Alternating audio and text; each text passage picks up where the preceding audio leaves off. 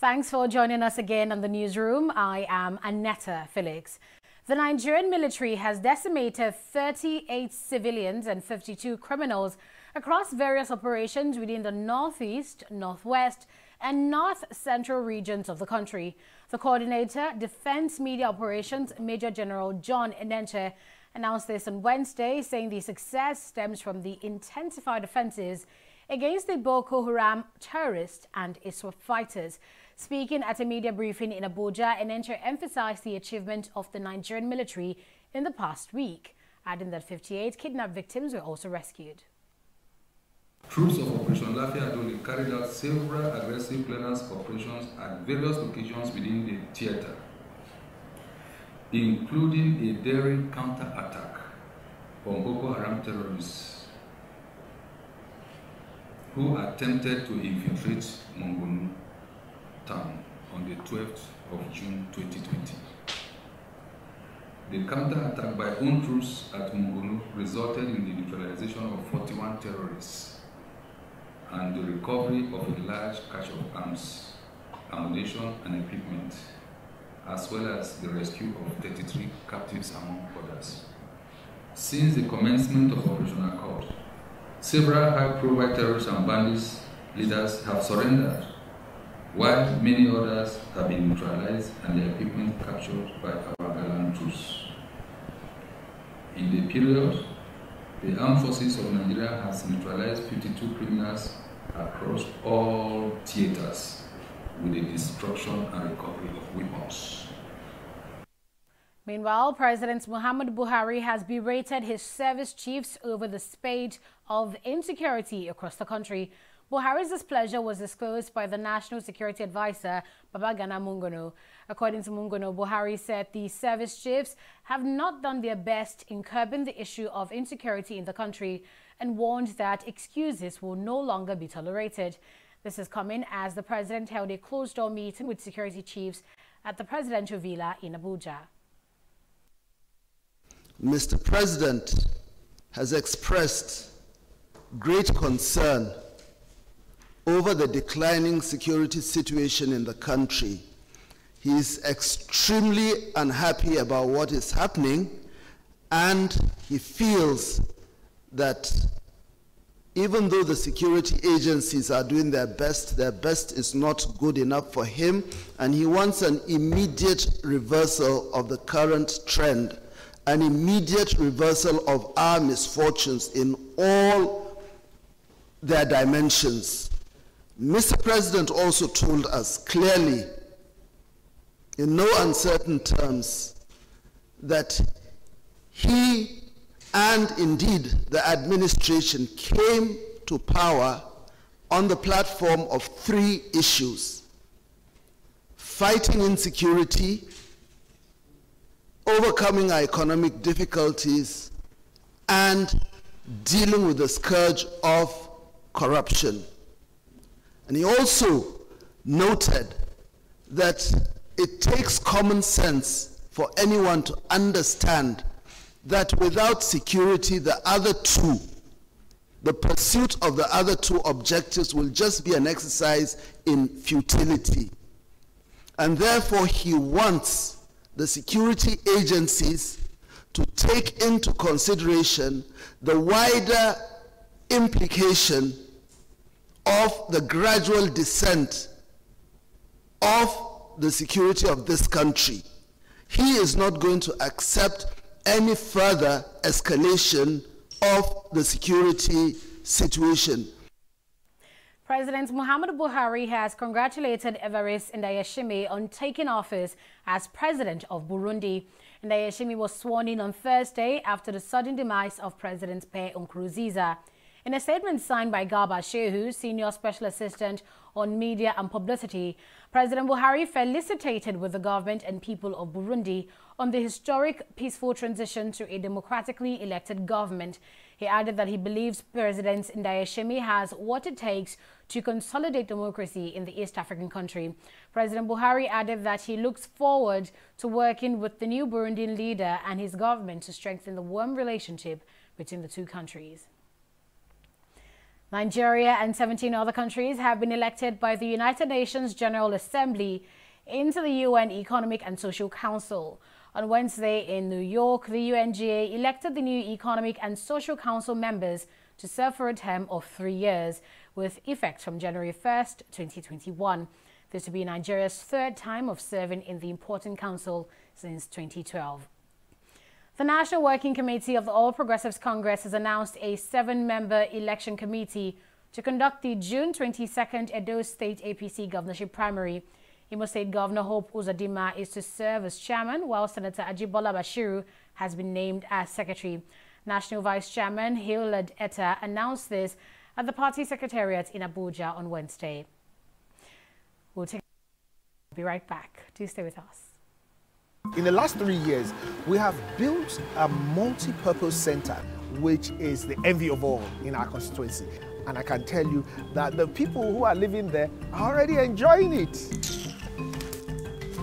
Guy, do you think what this man just said is true? See, I seriously doubt. I'm sure it's one of those their silly lies. And wait, do you know there's a way to find out if these things he's saying is true or not?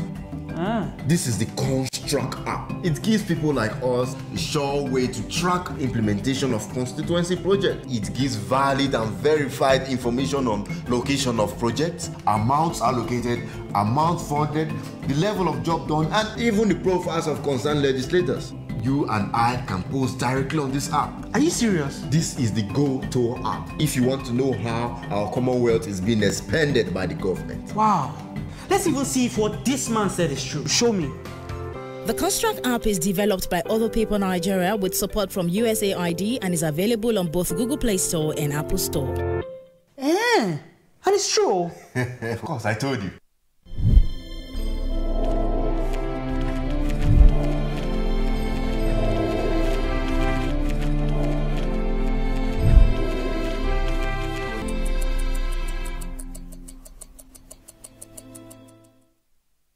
$587 new cases of COVID-19 has been recorded in Nigeria, pushing the nation's total COVID-19 toll towards the 18,000 mark in less than 4 months since its index case was first recorded on February 27, 2020. In a tweet on Wednesday, the Nigeria Center for Disease Control, NCDC, stated that Nigeria has now confirmed at least 17,735 cases of COVID-19. A total of 469 people have died and 5,967 patients have recovered. Nigeria is currently in the second phase of easing its lockdown restrictions, with worship centers expected to restart in certain states. The World Health Organization has announced plans to coordinate a meta-analysis pulling data from several clinical trials to increase its understanding of Dexamethasone. The Director General of the World Health Organization, Tedros Ghebreyesus, made this known at a recent media briefing on COVID-19 in Geneva. The DG added that the World Health Organization will give directive on how the new drug will be used to treat COVID-19. Dexamethasone, a common steroid, has been shown to have a beneficial effect on those patients severely ill with COVID-19.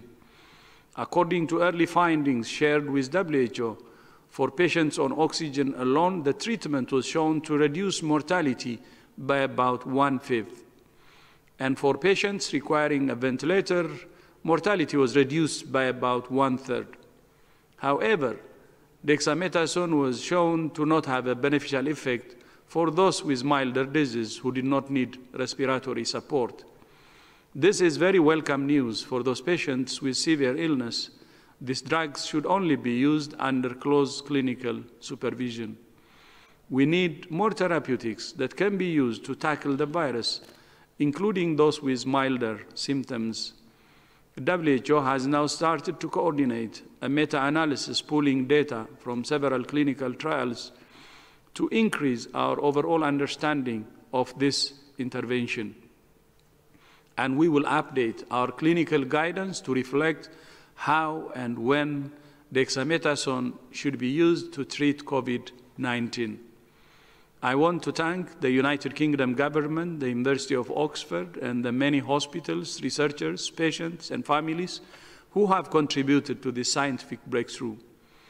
WHO will continue to work with all partners to develop other therapeutics and vaccines for COVID-19, including through the Access to COVID-19 Tools Accelerator. A new positive COVID-19 case has been recorded from the Premier League's last round of COVID-19 testing. The Premier League said it tested 1,541 players and club staff on Monday, June.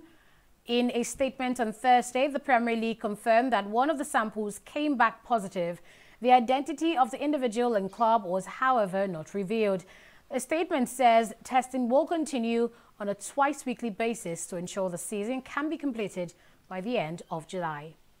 Let's take a break here to return with sports and business updates. Do stay with us.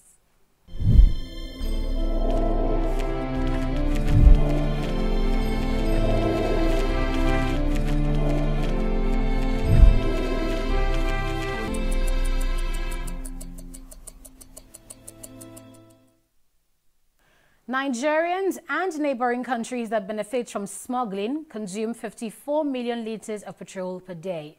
The Group Managing Director of the Nigerian National Petroleum Corporation, NNPC, Mele Kyari, said this at an interactive hearing on exiting petroleum subsidy, ensuring self-sufficiency in domestic refining of petroleum products. The event was organized by the Joint Senate Committee on Petroleum Resources. The national oil firm had put the daily consumption of petrol in Nigeria at about 54 million litres, adding that subsidy payment covered every litre evacuated from the depot, but that not all products got to the end user. In South Sudan, President Salva Kiir and his former rival, now the country's Vice President Riek Machar, have ended a stalemate over the selection of governors for the country's 10 regional states. The formula for allocation of states between the political camps has been a sticking point in the transitional unity government formed in February, with both eyeing control over oil-rich states. A statement from the Minister of Presidential Affairs on Wednesday, however, confirmed that President Kiir and Machar met at the State House in the capital, Juba, and struck a deal. UEFA has advised that the 2020 summer transfer window should close no later than October 5th, 2020. In a number of European countries, including England, the transfer registration period has not yet opened because of the delay in finishing the season due to the COVID-19 pandemic. European football's governing body, FIFA, has set October 6th as the deadline for the registration of players to compete in the Champions League and the Europa League group phase, and has therefore recommended that the transfer window close the day before. And that's it on the newsroom. Many thanks for watching. Bye for now.